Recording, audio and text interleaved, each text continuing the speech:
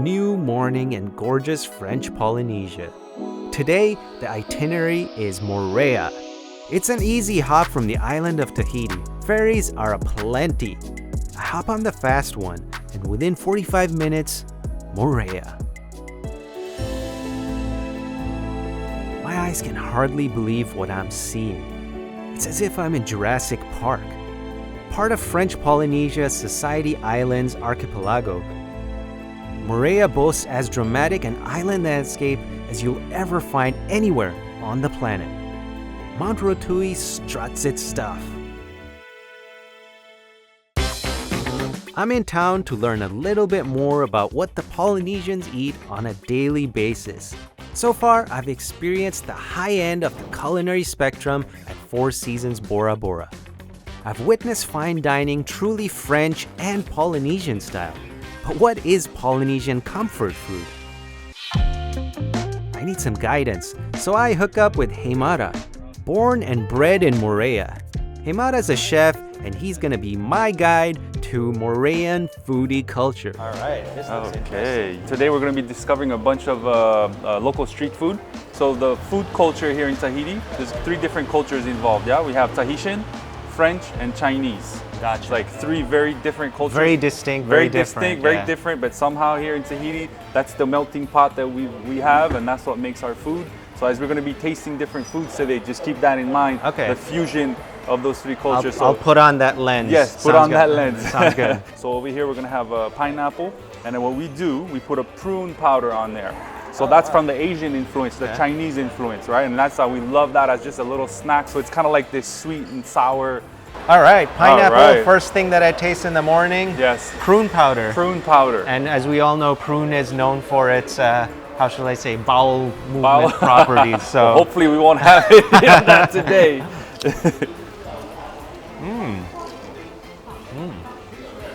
This reminds me very much of something we have in India called chaat masala. It's like this mixture of different spices. It goes tart, it goes spicy. This doesn't have the spice, but it does have the tartness, a little bit of that sweetness. Yeah. Plays really well with the pineapple. Yeah. It's like tasting sunlight.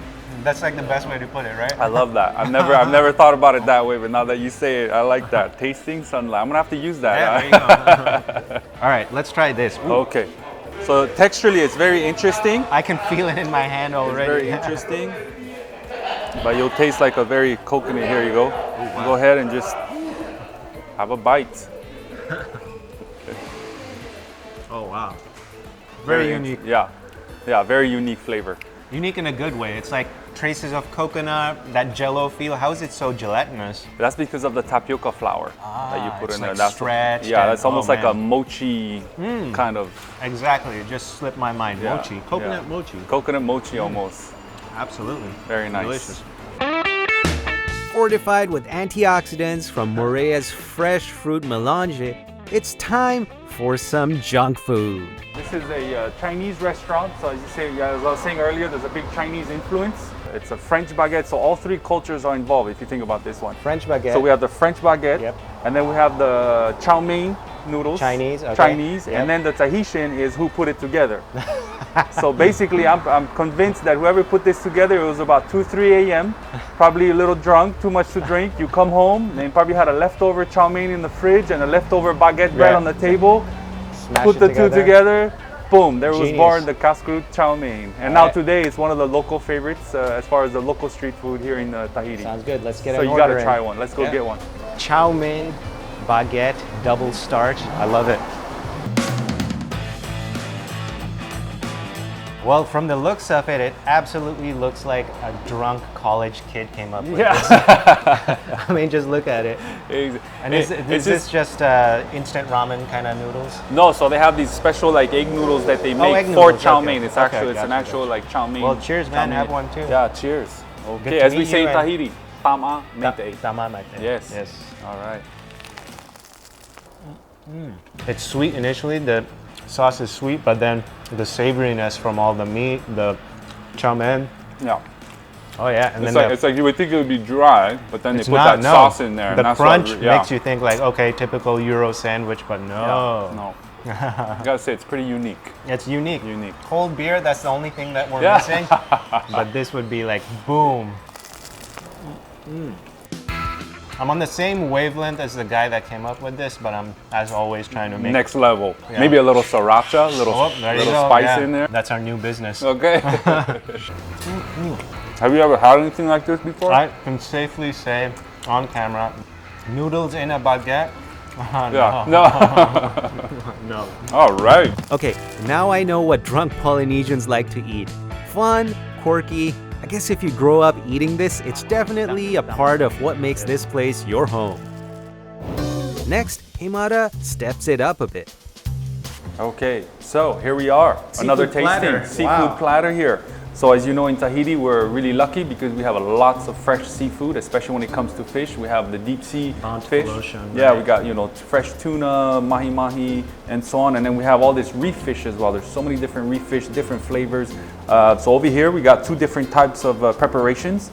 So the first one over here, we have a tuna tartare with some avocado. It's avocado season right now. And then a crispy wonton. So we got the French-Asian fusion Blend going right on there, over going here. on, yeah. And then the second dish over here in the middle, we have poisson cru, which is our national dish. It's the course, yeah. raw fish with coconut milk. Over here, this is, you could say this is kind of like our dessert. It's called poe. So we have a little lime here. Okay, so I would recommend we'll put a little lime on this one. Put a little lime on this one. Oh yeah. All right, so what I recommend, we'll spread this tartare evenly on here, like that, boom. Okay. Okay, and then we're gonna eat this kind of like a tostada. Ah, I You bet. take it with our hand like that. So this is gonna have that good kind of like, the soft of the fish and then the crisp. So anyway, Cheers, amigo. cheers. Yeah. Yeah. You just need a moment to sit back and enjoy this. I can't even talk to camera Yeah. right now. Yeah, lots of good natural flavors. I know. Don't need anything fancy. It's just all. That's what I simple, love natural about it. flavors. Island specialties, whatever is fresh, not much done to it. All the seasonal ingredients. I mean, literally, you can't ask for anything better. You really can. I mean, this is literally just the ingredients itself with a little lime, maybe a Yeah. little olive oil, just to kind of bind it all together, and that's it. Yeah. Nothing fancy. Whatever Mama Nature provides. Exactly. Just a little bit of know-how. Exactly. It goes a long way. Yeah, exactly. I need more of this in my life. Oh, Yeah. We'll go to the next one. So Now, poisson this cru. is nothing new, but is in poisson cru, do they always use tuna, or it can be any? All right, so that's a good question. So today it's always with tuna. Traditionally, it was never with tuna. Back in the day, we didn't have capabilities of going fishing deep sea. All we deep had sea. was canoes and our paddles. So our ancestors would all need just fish along the reef or inside the lagoon, Okay. whether it's netting or fishing with a line. Right. And then it would be, so basically it would be only lagoon fish, this dish. And a real poisson cru is only the fish and coconut milk. That's it. Okay. And then through the French influence, when they came, that's how they saw this dish and they're like, hey, let's add some color to it, let's add some texture Right, to it. That's the whole culinary side that the French bring to. Well, that's a To a dish. neat little bit of history and anthropology you just brought to Yeah. the national dish. Yeah, I had no yeah. idea. Every dish is always telling a story, and sure. usually a story about how people came here, who immigrated here, and that's the great thing about food. It's always telling some kind of a story. absolutely. I love the texture in this. Some julienne vegetables giving it the crunch. Yeah. The softness of the fresh meat. Yeah. Amazing. Perfect. I would be happy eating poisson cru every day. This dessert over here, you can. It's that same sort of tapioca. The taste, neretia. the consistency. Yeah. Oh yeah. Yeah, that gelatinous. And you can just tell in a dessert immediately if they've added sugar or not. This is so mild, so mild. Very It just mild. tastes natural. Just natural sugars from the fruit itself. Woo! We're on a roll. With our seafood meal done and dusted, it feels like we're finished with the serious stuff. Back to quirkiness. Got a bunch of like great little plate lunches, old family business. One of the first snack shops here on Moorea. We call these kind of places the snack. The Chinese community were initially brought in for plantation work, but over the centuries, they've been integrated as Polynesian citizens. And as we all know, the melting pot of culture always yields something tasty. Dumplings.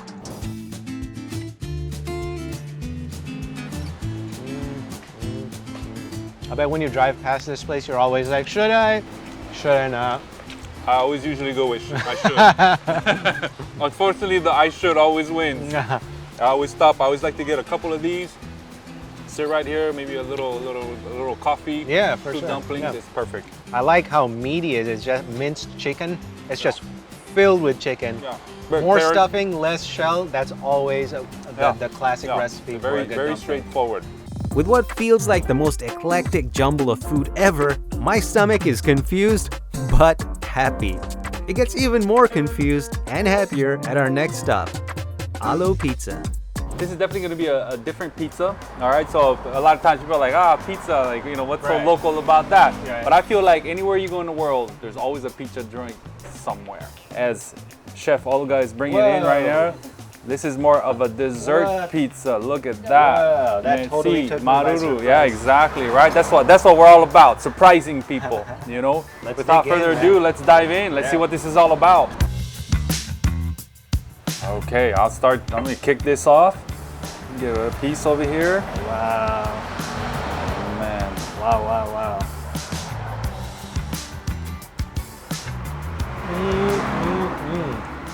Oh, wow. What do you think? Very That different. banana is so strong. Yeah.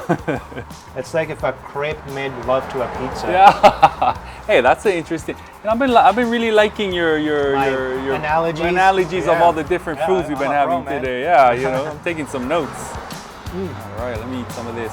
Super strong banana essence, a little bit of chocolate, and that cream. Yeah. So what I really like about this is so you got the dough, and then you got that nice layer of the cream. Yeah. And then you got the bananas, that sweetness of the bananas, the chocolate, and then the homemade whipped cream in there with that little bit of vanilla is just such a good balance.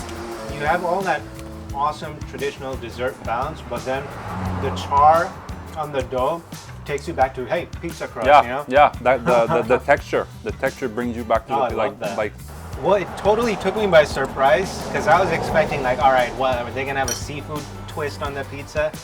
But man, this is like a good first date tactic. Yeah. You know what I mean? Just like totally dazzle your date with surprise this. your date Yeah. with this for sure. That is awesome. This is Okay, I'm about ready to throw in the towel, but Heimata promises me the next stop is going to be light, refreshing, and it's one of the island's specialties. So we head into a nearby plantation and come across some of Polynesia's other gems. And finally, we sit down for some refreshing pineapple juice, another island specialty. This was a good call, man. Fresh pineapple juice in the hottest part of the day. and the beautiful view. Oh, that just goes without saying. I stopped saying Yeah. it on this episode, man. I'm done with that. You're done with that every place we go. Manuya. Manuya. All right. Manuya, my friend. yes. Maruru. Did they add anything to this? All natural. Unreal. All natural, my friend. A sweet way to end a sweet journey on the island. Yes. I'm glad we got to do this, and thank you for Yeah, thank you. for coming. Cheers. Yeah. A super fun way to explore the gorgeous island of Moorea. These guys keep it real. Now, the island does have more serious food options, but my pinballing tour was a real local's delight.